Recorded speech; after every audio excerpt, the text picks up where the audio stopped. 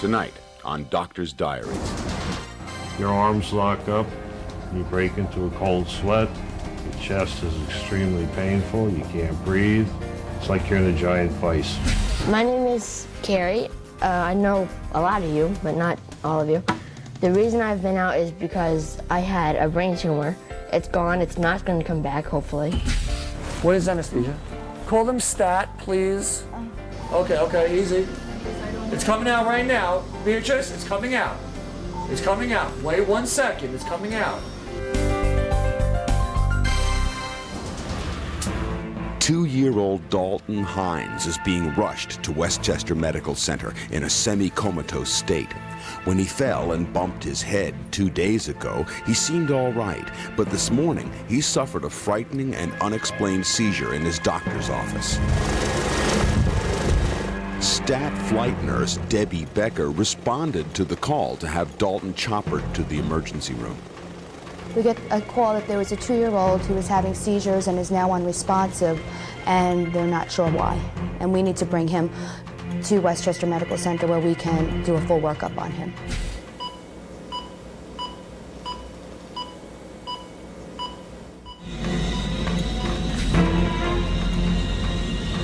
Concerned that Dalton might seize again on the way to the hospital, Debbie continually checks his eyes for any signs that might reveal what's going on with him. There's the saying that everybody's heard, the eyes are the window of the soul, but in medicine, it's actually the eyes are the windows to the brain.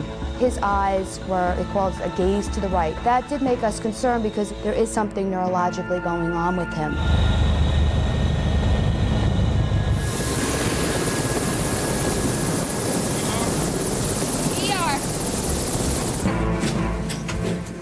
Debbie takes Dalton to the pediatric emergency room where doctors are waiting for him. She updates the ER staff on Dalton's vital statistics. But he looks like he's going to wake up a little bit more. His stats are 100%, he's got good respiratory effort, and his weight's about 28 to 30. No.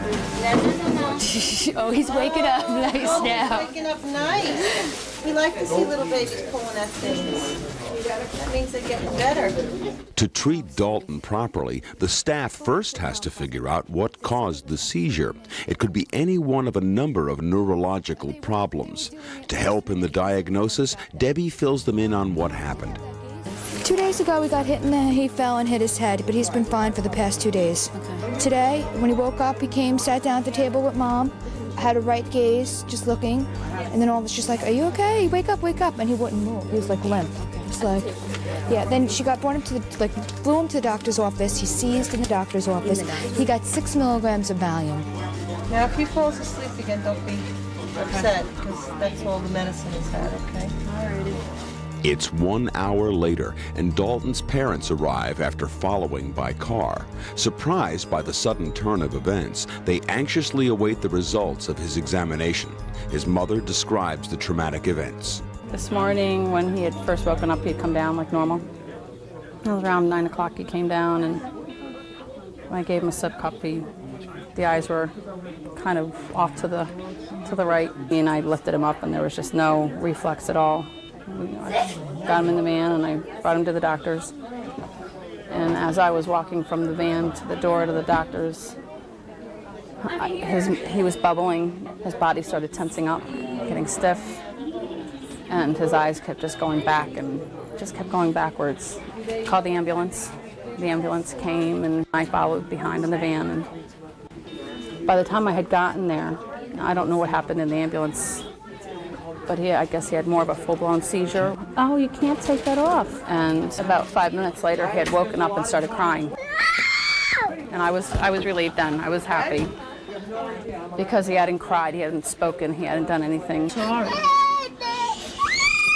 Dalton, come on. Dalton. It's okay.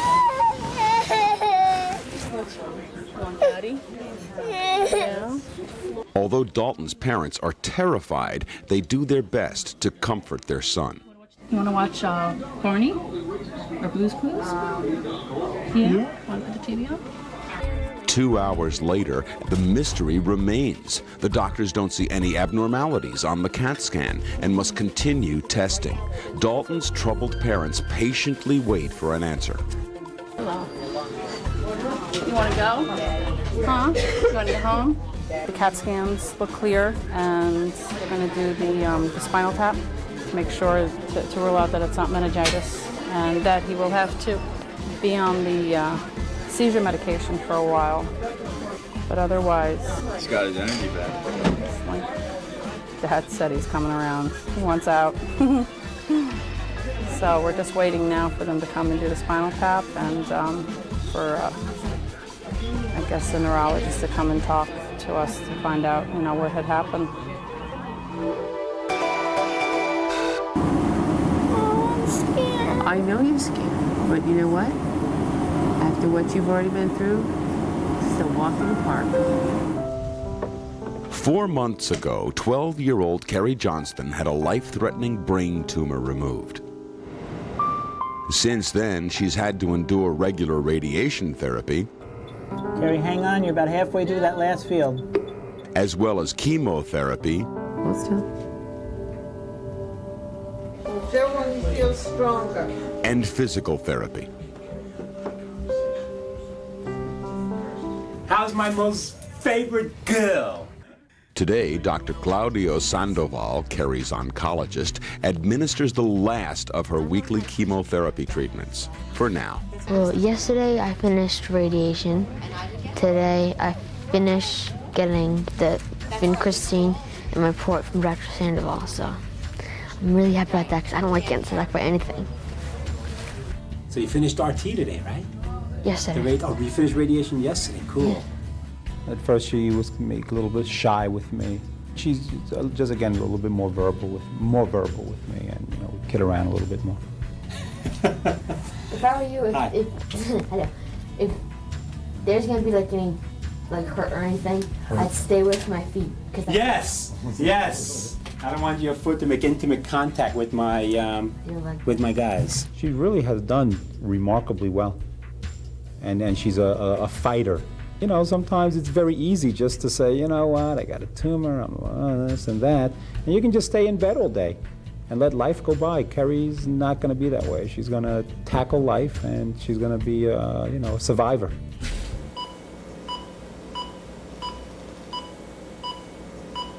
So everything's okay at home? Although Carrie has become accustomed to how the chemotherapy makes her feel, she still hates needles. No, you're pulling away from me, honey. You can't pull away from me. It's okay. You're fine. All right, ready? 1, 2.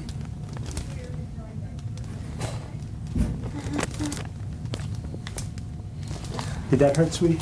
A little. I'm sorry. They have a needle or something they put in my life port that I have in my chest, and I don't like to look at that because it just freaks me out. Well, blood comes shooting out. I don't know if I want to hear that. No, I'm sorry. There's no blood. Nothing. Because the injections are so painful, Carrie created a cardboard shield full of comforting photographs that help to distract her. That's my grandmother's dog, Rusty. That's my dog, Phoebe. That's my friend's dog, Zoe. That's a bear in my aunt's yard in Vermont. It's just something, if I look at this stuff, I feel nauseous and sick to my stomach, so I don't like to look at that. This thing is coming out. Right now. 1, 2, 3. You're a good girl. Sorry about that. When I come in December, will you have to stick me again?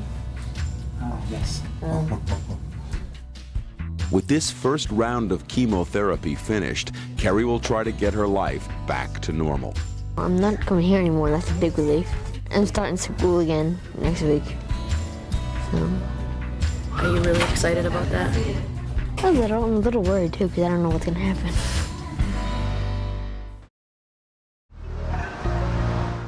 Do you remember you were in a helicopter? Hello. You were sleeping the whole time.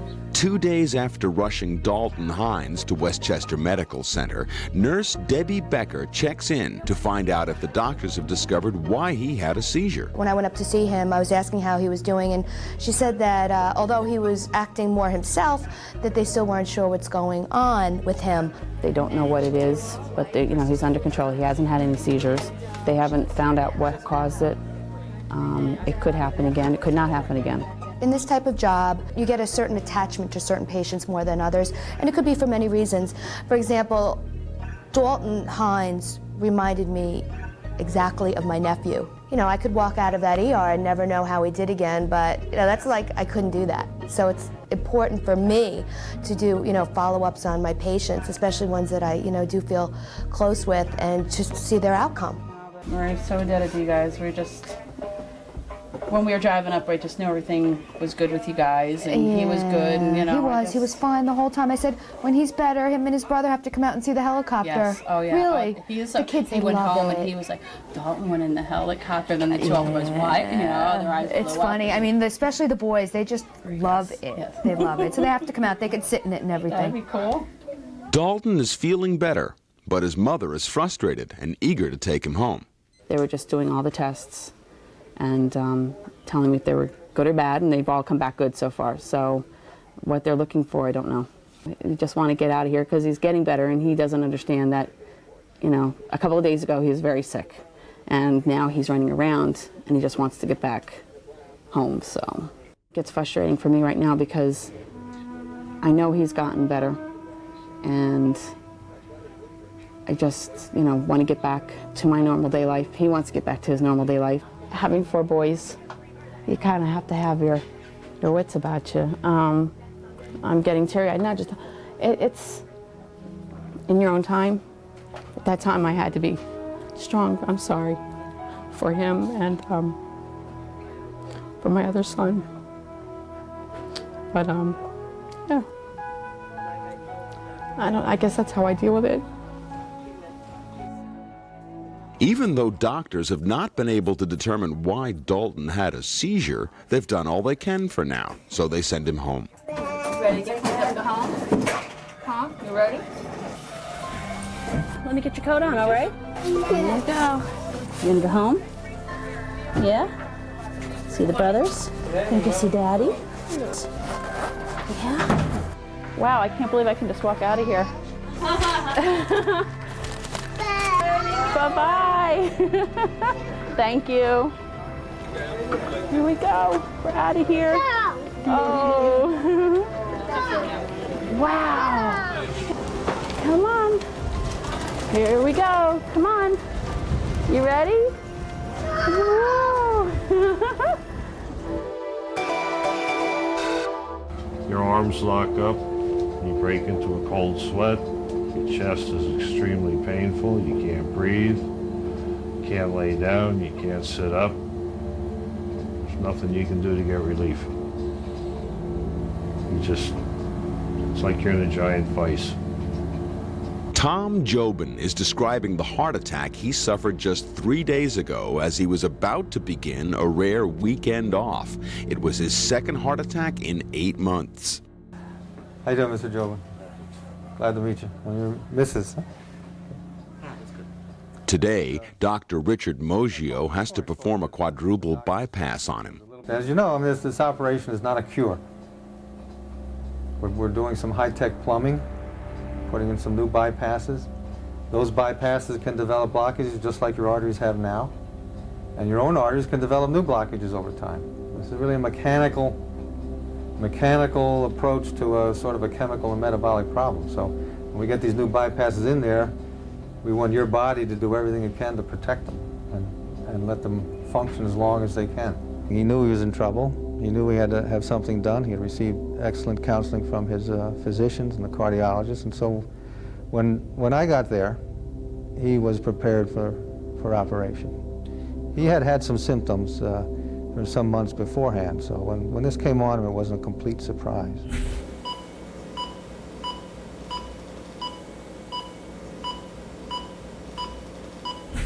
As a Vietnam veteran, Tom is also a veteran of surgeries. In his life, he's suffered gunshot wounds and a broken back, but even he admits this operation is unlike any other. This is different. You know, if you lose an arm, you can live. If, you lose a heart, you can't live. Kind of caught my attention, I guess. It's a little different. I think we're about ready to go ahead. The operation is not what we call a risky operation, but it's open heart surgery. And it involves a heart-lung machine. You'll be on that for about an hour and a half or so. While you're on the machine, it's a very good machine. Doesn't break down or anything like that, but it's not a natural substitute for your own heart. So we worry about all the organs from head to toe. The head, strokes, kidneys, liver, the lungs, the heart itself. Although the use of the heart-lung machine in bypass surgery is fairly common, it is still full of serious, life-threatening risks. We use a heart-lung machine in this case because of the number of bypasses he had to have done, the position of the arteries on the heart surface. The fact that he had a recent heart attack, in my mind, makes patients more unstable. And needing 4 bypasses in a young person, my opinion is that this person actually can tolerate the heart-lung machine better than an older person. The risks of surgery are not what Tom is concerned about. He's anxious about his future. They do bypasses every day. I'm more concerned with what happens afterwards than the surgery itself. They seem to have perfected that. For his wife, Pat, just the thought of not having Tom around is terrifying. Married for almost 30 years. It's scary to think that he's might not have been here. Let's do it. Okay. I'll see you over there and get you ready. Then I'll speak to you this evening, okay? All right. It's a short walk, Mom. We're ready. After 2 months of homeschooling and weekly treatments of radiation and chemotherapy, Carrie is finally going back to school. She faces the day with trepidation and excitement. I'm going to get made fun of, but my mom and the neuropsychologist that's going there today with them, they're not going to let that happen. What would they tease you for? My hair. That's gone. So I don't know. This is downhill, right? What do you do? Yeah, but think about it. I come uphill on the way home. That would be... Wait, you coming to get me? Today. Actually, this week we're going easy on you. This week somebody will pick you up every day. Next week, Wednesday. Yo-yo. Yo-yo? You're on your own. Oh. As a hospital administrator and former nurse, Carrie's mom, Lauren, knows the importance of motivating any patient, including her daughter. I'm afraid if we don't push her, that she'll just hang in that really comfy room we made her. And walking to school has been an issue for her. She's very angry with me that I'm making her do that. So we've kind of tried to make some parameters with her that, there are going to be days when she really feels lousy and, she's really got to try and stick it out as much as she can. Because that's where she needs to be. She needs to be at school, she needs to be with the kids, she needs to be learning, being stimulated. Her mom's a fighter, and her mom won't let her be a lazy bones. She gets Carrie out of bed in the morning, and she makes her walk to school. So, sometimes you need to do that with your children. You need to push them. You need to, let them achieve everything they can achieve. And she's just wonderful. She's a role model. Is my nose really red? It's purple.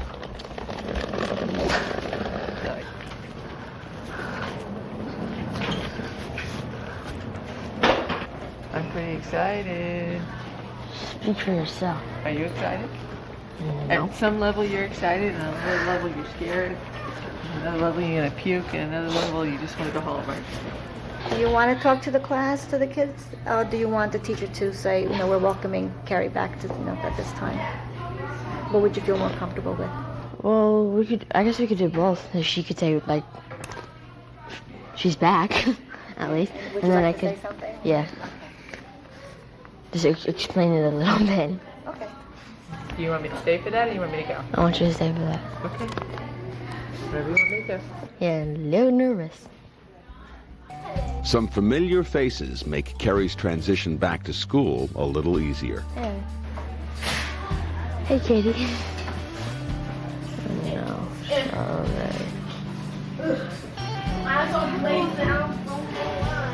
Even though everyone is trying to make Carrie's return as normal as possible, her math teacher, Mrs. D'Agostino, has a hard time of it. I'm glad that you came in and sat down right away. That was very nice of you. You all see there's a little commotion here, and that's because Carrie's back. We're happy to have her back. I'm sorry.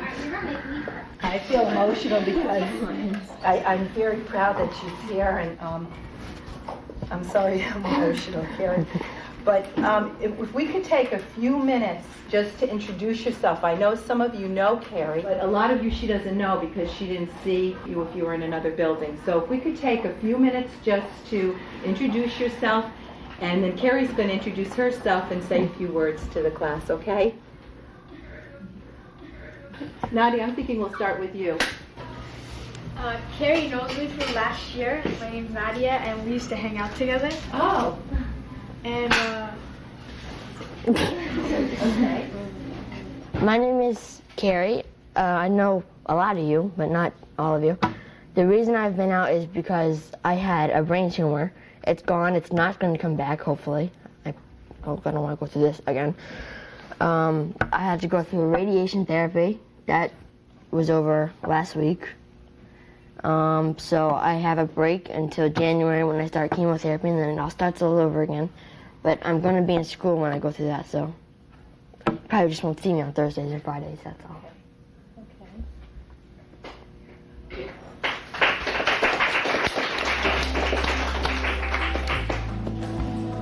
Not as weepy as I thought I would be until the teacher started getting a little. But I'm more proud of her than anything else.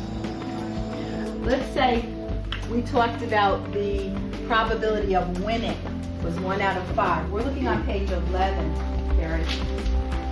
And I didn't even realize how amazing it was until I was talking to the neuropsychologist who said she shouldn't be doing this yet. The core of it all is that she got treatment quickly and did well, and the care that she got while she was in the hospital. But I think a lot of it, even though she doesn't believe this, is her own perseverance, you know. I'm going to take you inside, okay? Got it. We'll get you started. I'll speak to your wife after the operation. Tom Jobin is about to undergo quadruple bypass surgery after suffering a heart attack 3 days ago. And although coronary bypass operations have become commonplace in many hospitals, it's still open heart surgery, and anything can happen.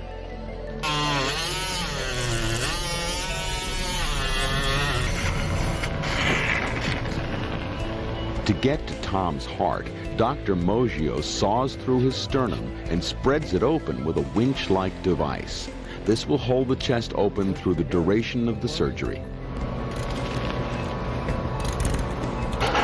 Tom's blood is thinned so that it will not clot while he is connected to the heart-lung machine, which will circulate blood through his body after the heart is stopped. Dr. Moggio uses arteries and veins from Tom's arm and leg to bypass the blockages in his heart. We use the artery from the chest wall, and we also use one of the arteries in Mr.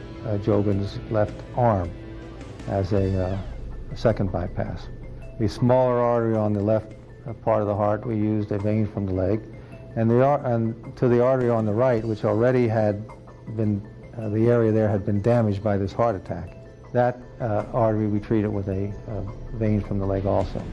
With the bypasses complete, Dr. Moggio gets ready to take Tom off the heart-lung machine and restart the heart.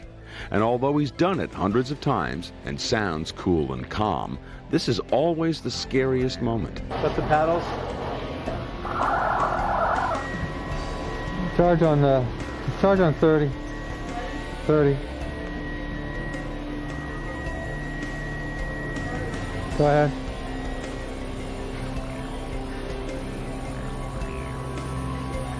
With the heart restarted, Dr. Moggio closes up Tom's sternum with metal stitches, which will remain in his chest for the rest of his life. 200. After Dr. Moggio closes, Tom is sent to intensive care for recovery. Dr. Moggio tells Tom's wife and son the good news. Well, he's out of the operating room. How do you do? Everything went along fine. Good. We did what we wanted to do, what we had planned to do. We used the left artery on the chest wall, and I used this artery on the arm for the second bypass on the left side. And then for the one smaller artery on the left, we used a segment of vein, and for where he had the heart attack, we also used a vein. He had a pretty good heart attack, pretty sizable. Yeah. How much damage? Yeah. Well, it's hard to estimate, but the whole bottom part of his heart was affected.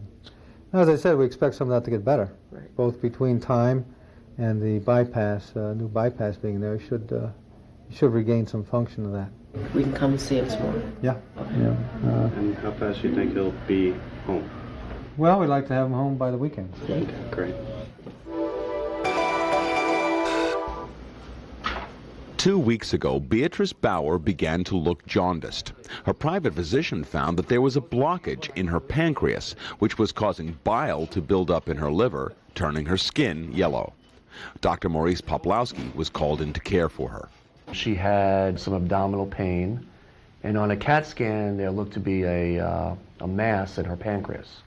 So it was suspected that she had a pancreas cancer that was causing obstruction of the biliary tree, and they asked us to relieve that obstruction.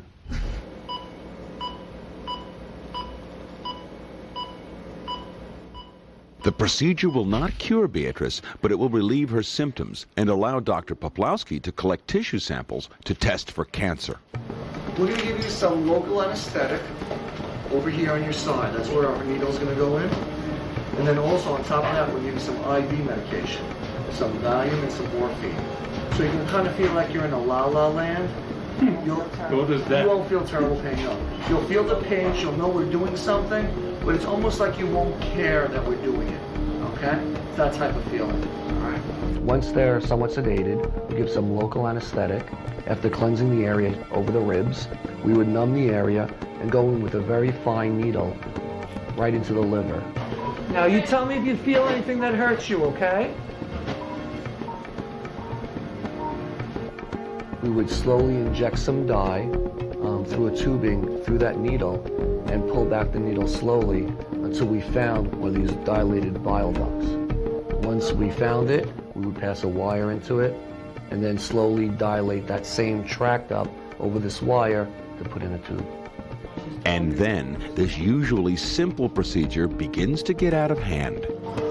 Oh, stop, wait. Okay. We'll wait. Oh, we're waiting. We'll wait. Unfortunately for both Beatrice and the doctors, medication that's supposed to make this procedure painless, but at the same time keep her conscious, doesn't seem to be working. Tensions are beginning to run high. Why? Wait. Why? What's hurting? Maternity procedure. Dr. Poplowski is getting concerned. Beatrice has been given as much conscious sedation as she can tolerate, but the procedure isn't finished yet. She was anxious before the procedure, understandably. We got her on the table, we gave her some medication, and we started the procedure. She had some pain, which we gave her some more medication. And we continued to do the procedure. She then complained of some more pain, and then she started becoming very anxious. And it kind of feeds on itself. It's a cycle.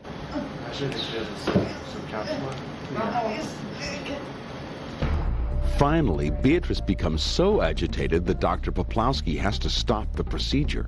Get up! No. It's okay. I know you. All right, sit her up.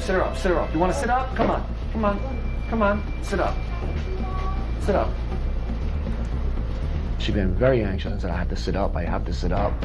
In which case, it's very dangerous in the middle of procedures to just sit up. Obviously, there's an x-ray machine over her. She can roll off the table. So we stopped the procedure. We moved it up. We sat her up. And then she was okay. The pain was a little better. And then she said, I have to lie down. So she lied down. And she lied down a few moments, and I have to sit up again. So we sat her up. And at this point, that's when we called anesthesia. And if we're ever going to do this procedure, she's going to have to just be knocked out. Everyone's patience is wearing thin, and the anesthesiologist is nowhere to be found. What is anesthesia? Call them stat, please. What was going on through my head was essentially if she can just give me 2 more minutes to finish what I had to do, she would have bared with me just 2 more minutes. I would have been able to pass the wire and finish it, and it would have been over. Come on, sweetie, let's get up there, take a nice listen to you. You want me to hold it? It's been 1 month since Kerry last saw Dr. Sandoval, and 1 month since her last dose of chemotherapy. And everything's cool in school? Huh? Good. Deep breath, honey. Deep breath. Good girl.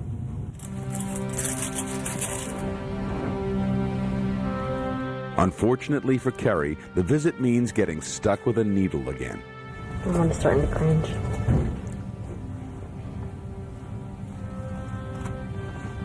Not looking, are you? Who, me? You either. All right, don't pull away from me.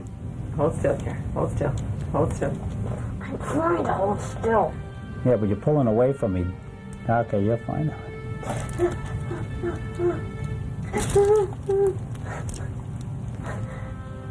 What time did you put your emblem on, honey? Also, unfortunately, this time Dr. Sandoval has a little trouble putting the needle exactly where it needs to go. Nothing. You're going to have to do something for me. All right. Put your shoulder back like this. Okay? I'm just going to slip those around a bit. Don't move this.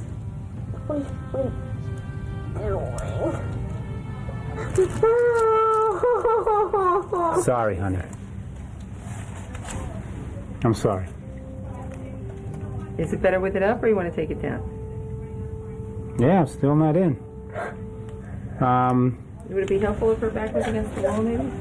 No, not really. I have to, honey. It's okay. I'm gonna just put this in. No, don't take it down, no. All right.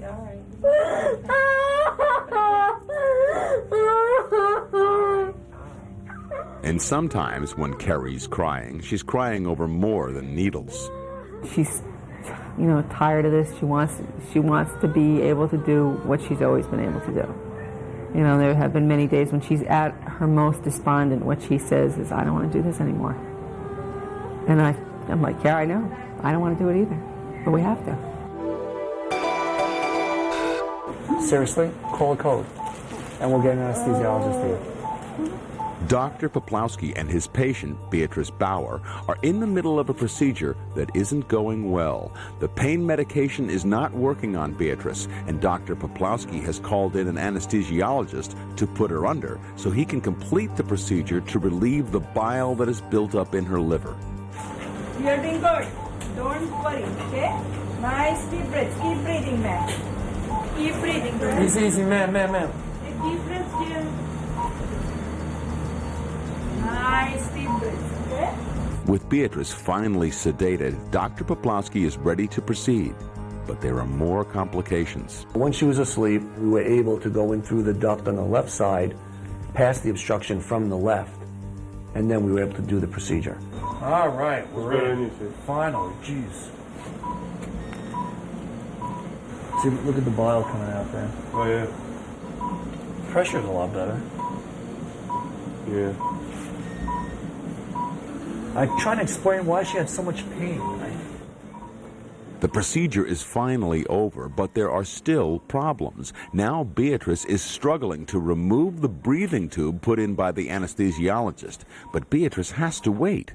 You can't just finish the surgery and pull out the tube. The patient has to be awake enough to breathe on their own, and more importantly, clear any secretions that they may have, or if they feel the urge to vomit, they have to be awake enough to even know to turn their head Otherwise, what they can do is they can aspirate their vomit, which would cause a whole new nightmare for the patient and the physicians. It's okay, Beatrice. It's all over. Okay, it's okay. It's all right, hold my hand. No, no, no. I understand. Beatrice, it's okay. I know you want that tube out, but you're not awake enough yet. Think she's awake? She's okay? It's okay. I know you're very uncomfortable, but we have to wait till you have to wait till you're awake enough before we pull out that tube. That's okay. Somebody hold her legs. Beatrice. Beatrice, it's okay. Deep breaths, sweetheart. It's okay, hon. Yeah. Good. Easy, easy.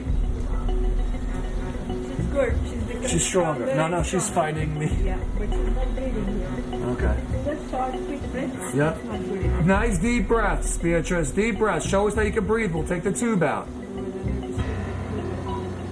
No, no, no, no, no. Okay. She's fighting me pretty well. Yeah. Because they want the tube out. That's the first reflex that comes. Okay, easy, easy, easy, easy, easy. No, no, no, no, no. Beatrice. Beatrice, open your eyes, sweetheart. Open your eyes, sweetheart. Or take deep breaths, one of them. Put that as brushings from... easy, easy, easy. Whoa. Easy. Come on, honey. Wait, wait. I don't want you to pull your tube out. That's my job, Beatrice. Let the anesthesiologist take it out. It's coming out right now. With Beatrice awake enough, they can now remove her breathing tube. Okay, okay, easy. It's coming out right now. Beatrice, it's coming out. It's coming out. Wait 1 second. It's coming out. Here it comes. Get ready. Okay, it's out. That's okay. We don't need that. Just need Okay. towel or 4x4. Good job, Beatrice. A Towel 4x4. or 4x4. There's a bunch on the table. Good job, Beatrice. All right. Okay, okay, okay. All right, all right. I got it. It's okay. Your hands up, not blood. You're at Westchester Medical Center. Okay, Beatrice? The test went fine. Afterwards, Dr. Poplawski told Beatrice the biopsy confirmed she has pancreatic cancer and that surgery offers the most hope. She knows her diagnosis. She knows that there's a tumor there. And she knows that she's going to need surgery, so now she's just waiting for the doctors to come and talk to her and explain exactly all the details of the surgery. But that's really the chance of cure is with surgery. Tom, how you doing? Not bad. Not bad. The day after Tom Jobin's quadruple bypass surgery, Dr. Moggio follows up with him to discuss the results. Everything went along fine. We did what we wanted to do. Got 4 bypasses. And, you know, as we said, you had a real heart attack on the bottom part of your heart. But the rest of the heart's making up for it well. So it's going to be, it's a marker, but I don't think it's going to be an impediment to you. That's the good news, so that you can, yeah, in some ways, we better not to have had it, but, you know, we go from here. The rest of the heart's strong, and it shouldn't hold you back. Now, it's early to tell everything, but it shouldn't hold you back. Today, tomorrow, as I said, we'll get a lot of this paraphernalia will be coming off. You'll get you out of bed and start you moving along. All right? Sounds good. Thanks a lot. Good. 2 days after the operation, Tom's already beginning physical therapy to help him fully recover from his grueling surgery. Tell me when you're ready. I'm ready. 1, 2, 3. Oh. No? Okay. Wait, no. You want to try that way again? Okay. Yeah. Ready? 1, 2, 3, go. Tom's long road to recovery starts with him standing up and trying to take a few small steps. How do you feel? Like a one-legged man in a butt-kicking contest. Okay. You're almost there. Oh. You did really good. But you are about 4 miles away. I know. Okay. Relax, I'm calling the cab. My name's Beth, by the way. It's nice to meet you. but it's still in. So from physical therapy. I'm going to be working with you for the next couple days while you're here. Would you like all to right? Yeah. 3 days after surgery, Tom is steadily improving. But with full recovery weeks away, Tom reflects on the magnitude of his experience. Almost everything you take for granted, don't think about. Now you got to think about it. And it's a lot to think about, so you start to break it up into what's important and what isn't. I've been shot twice, stabbed once, run over by a car, and it was a pleasure. It hurts. Incredible. You have no idea. You get cut, have an accident, break a bone, a couple days, you can do what you want. This goes on for months. Just months. Ready, set, go. Happy birthday to Carrie. Happy birthday to Carrie. Happy birthday to Carrie. Happy birthday to Carrie. After a brain tumor almost took Carrie's life, the celebration of her 13th birthday is that much sweeter. Woohoo! Now 5. Oh boy, now 5. That's on the list. Now 5. It's been quite a 3 months for Carrie, and the experience has left her more comfortable in her own skin than most 13-year-olds. Cool, I can use this. Hold on. I'll open your present in a minute. Let me just... Nobody minds if I take my hat off, do they? All right, let me just do this real quick. What? I like sticking things to me. Oh.